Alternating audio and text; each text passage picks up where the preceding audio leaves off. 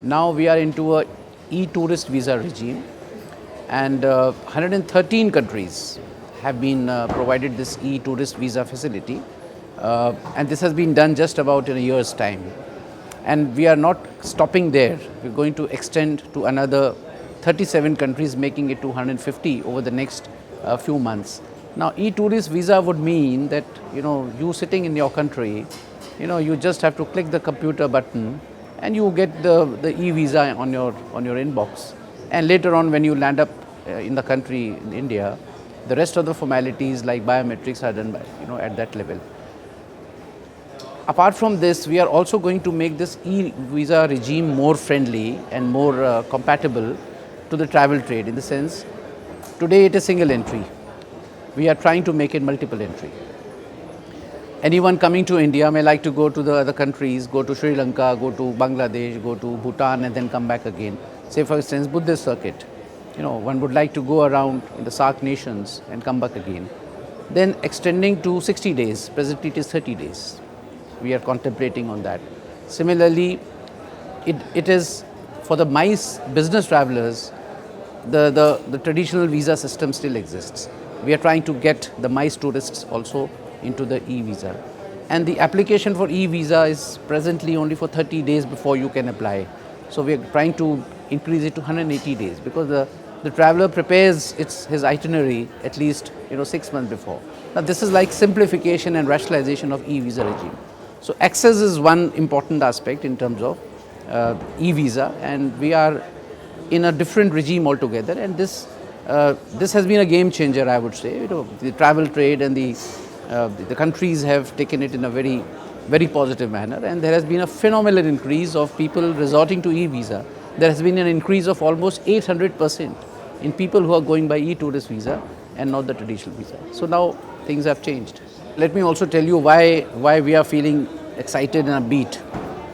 The whole team India is here, projecting its products.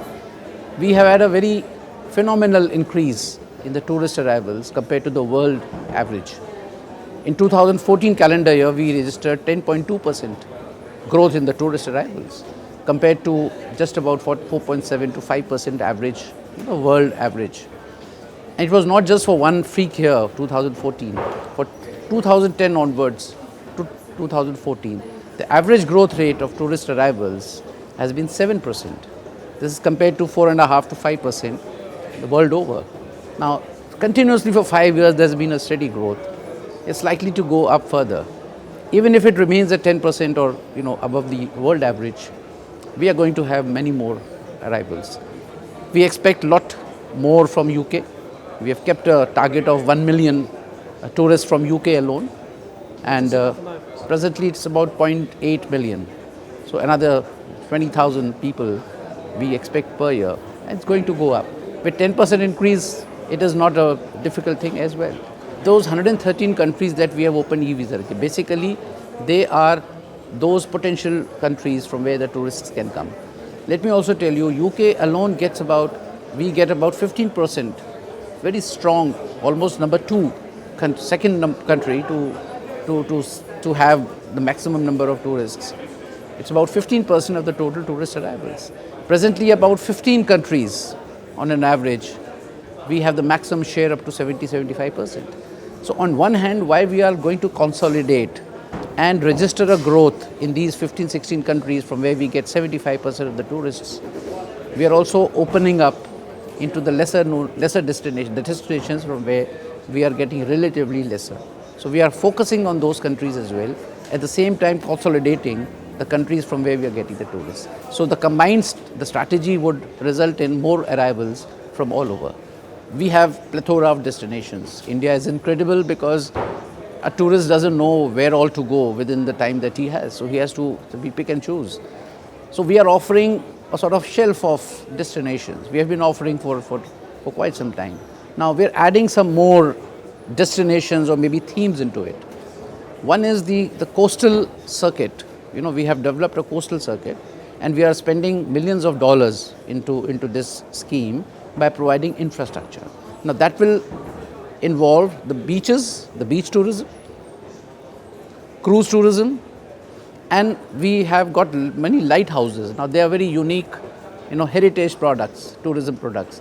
So of late we have started tapping them as well because they are by the side of the beaches and by the side of the harbors. So combinedly, that is one area. The other is spiritual and wellness, including yoga. Now that is one area. As you know, International Yoga Day has been adjudged for the first time. 21st June every year would be. And this year we had all over the world, we had yoga celebrations. This is one focus area. India being, I would say the leader in the yoga, we are identifying spiritual circuit and lot of impetus on the wellness and health tourism.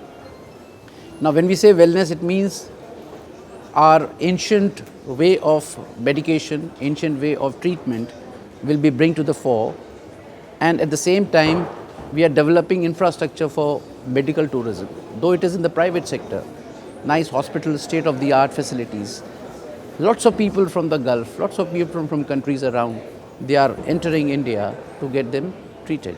So health tourism, wellness tourism and yoga combined. And we call it as a spiritual tourism in all, because yoga is part of the spiritual tourism. And we are spending a lot of money for the infrastructure of that as well. So that is another second area. The third niche tourism area that we are developing is the adventure and sports. We have 73% of Himalayas.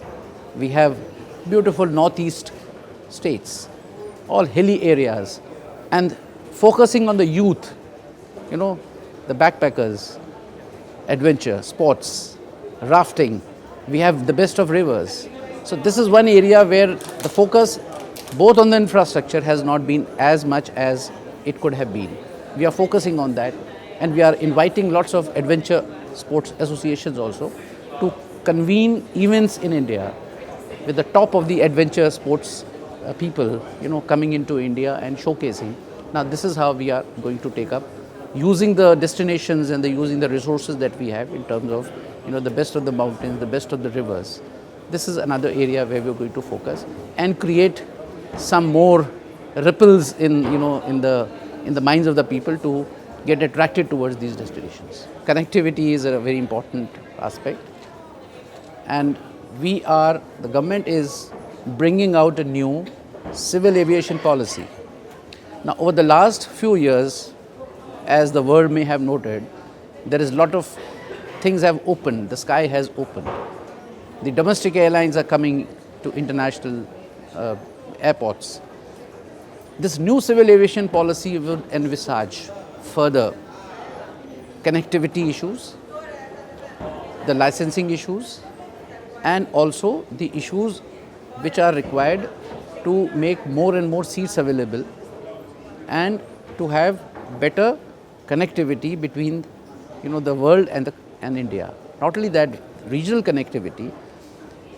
Similarly, the alliances and the code sharing between the airlines, that is going to help. Star Alliance, of which Air India is a member, that would mean that anyone who comes from some other country gets into a contact with an airline which has a code sharing with Air India, will find its movement very smooth within the country. So this new civil aviation policy, the draft of which has been already published and it's available on the website, and the new tourism policy which we are going to bring out later this year, is going to bring a sea change in the perception, in the attitude and the governmental role, seeing tourism as an engine of economic growth, inclusiveness, pro-poor, employment generator. So this is how the tourism is not just going as a high-end tourist going somewhere and coming and staying at some place and coming back. It is basically one of the economically important sector in a country, and for a country like India where we can generate a lot of employment, tourism is becoming one of the emerging sectors for these reasons.